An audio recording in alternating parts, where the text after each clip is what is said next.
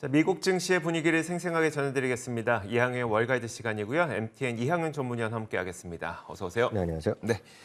자, 미국 증시가 지난 금요일에 반등한 채 마감됐는데 어떤 일들이 있었는지 한번 설명해 주실까요? 네, 고용 시장이 상당히 더 뜨겁게 발표됐습니다. 물론 전월 대비보다는 좀 줄어들었지만 생각보다 4, 5만 명 건이 더 나왔기 때문에 뜨겁다고 평가받는데요. 그러다 보니 금리도 올라가고 달러도 이렇게 좀 전체적으로 했지만 주시장은 오히려 좀 올라가는 모습이었습니다. 상당히 특이한 일이 좀 벌어진 하루였다고 보셔야 되겠습니다. 섹터별로 보면 커뮤니케이션이라든가 기술주 같은 그동안 지난주에 좀 많이 내렸던 것들이 오히려 좀 회복하면서 마감됐습니다. 그렇지만 그럼에도 불구하고 주간 단위를 보면 3대 지수 모두 하락한 채 마감됐습니다. 10년물 금리는 4.157%까지 올라갔습니다. 최근 14주 중에 13주나 올라갔기 때문에 금리의 반등 추세가 그렇게 꺾이지 않는다는 것 자체는 주장이 좀 부담이 될 수밖에 없겠고요. 그러다 보니 기대 정책 금리라고 해서 많은 사람들이 얘기하는 패드워치 툴에서 나오는 걸 역으로 만들어낼 수도 있습니다. 여러 가지 방법 만들 수 있는데요. 6월 달에 지금 고점이 5.2%까지 나오기 때문에 지난주 수요일 날 미국 시간 수요일, 우리 시간 수요일 목요일 새벽에 있었던 연준 회의 직후보다 더 올라가는 모습 보이고 있기 때문에 이런 것 자체는 시장에 좀 부담이 될 수밖에 없겠고요. 반면에 미국 달러는 조금 더 좀 하방 압력을 받고 있는 것도 그나마 다행스러운 부분이 되겠습니다. 한편 지난주 말에는 또 하나 특이한 모습이 물론 중국에서는 부인하고 있지만요. 코로나19 정책의 전환책에 대한 기대감이 분명히 있지 않습니까? 제로 코로나 정책이 좀 끝날 수도 있다. 뭐 여러 가지 얘기가 좀 나오고 있는데요. 그러다 보니 중국에서 생산 소비가 좀 늘어날 수 있다. 그러면서 유가라든가요, 구리가 계열, 원자재 가격이 좀 상승하는 모습이 있었습니다. 그래서 유가가 좀 올라간 것도 시장의 특징이 되겠습니다. 알겠습니다. 자, 그렇다면 이 고용 보고서를 조금 더 자세히 볼까요? 고용 보고서에 대해서 월가는 어떻게 평가하고 있을까요? 네, 26만 1천 건이 나왔습니다. 전망 자체가 20만 5천 건이었기 때문에 5, 6만 건이 정도 나왔습니다. 실제로 보면 지난달 거는 또 수정을 했습니다. 지난달에는 25, 6만 건이었는데 26만 건이었는데 30만 건을 올리면서 전체적으로 좀 내려오는 모습을 보여주었다는 것도 특징이 되겠습니다. 실업률은 또 조금 올라갔습니다. 3.5에서 3.7. 그래서 약간 이거를 긍정적으로 해석하는 사람도 있지만 전체적으로 보면 고용시장이 여전히 좀 위축되는 모습은 실제로 거의 없다라고 보셔도 맞을 것 같습니다. 왜냐하면 20만 건, 26만 건 뭐 이렇게 수준 나오는 것 자체는 상당히 높은 겁니다. 왜냐하면 팬데믹 이전에 2019년 1년 동안 평균이 한 19만 건이었거든요. 네. 그러니까 이미 잃어버렸던 일자리 다 회복되는 겁니다. 전체 숫자로 자체는. 근데 그럼에도 계속 일자리가 계속 창출되고 있다는 것은 그만큼 어딘가에서는 계속해서 사람이 필요한 것이라고 보셔야 되겠고요. 그 어딘가란 것은 대표적인 것을 우리가 얘기할 수 있는 것이 쉽게 얘기해서 응대 및 적객업소 이런 쪽이 되겠죠. 그러니까 레스토랑 이런 쪽이 되겠고요. 또 하나는 매니팩처링입니다.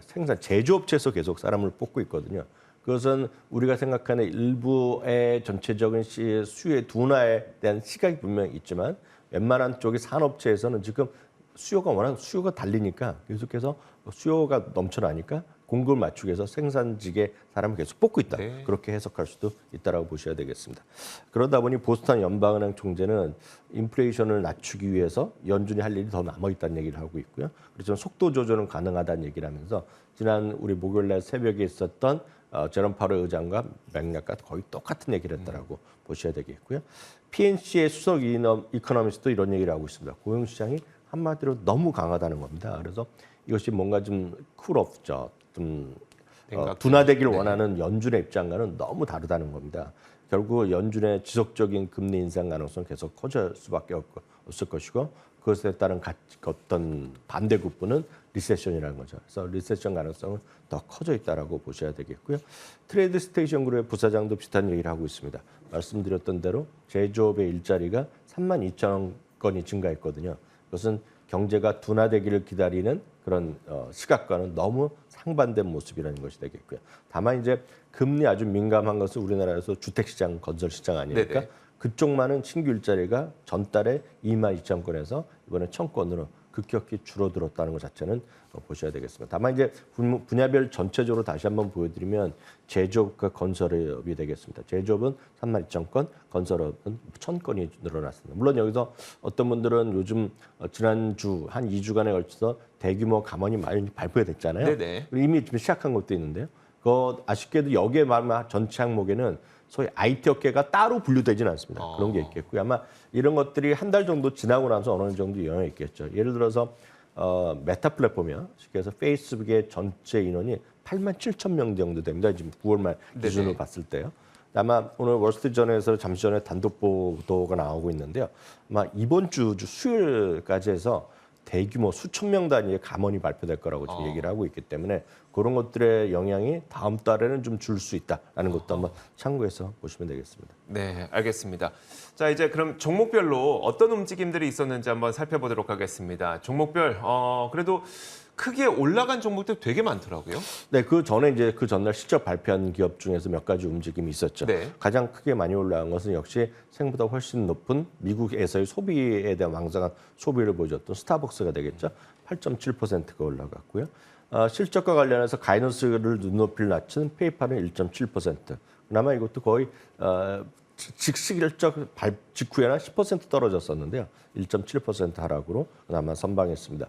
블록은 11.5%. 말씀드렸다시피 이익이 슈퍼 깜짝 실적 2배 이상이 났던 거 기억하실 것 같고요.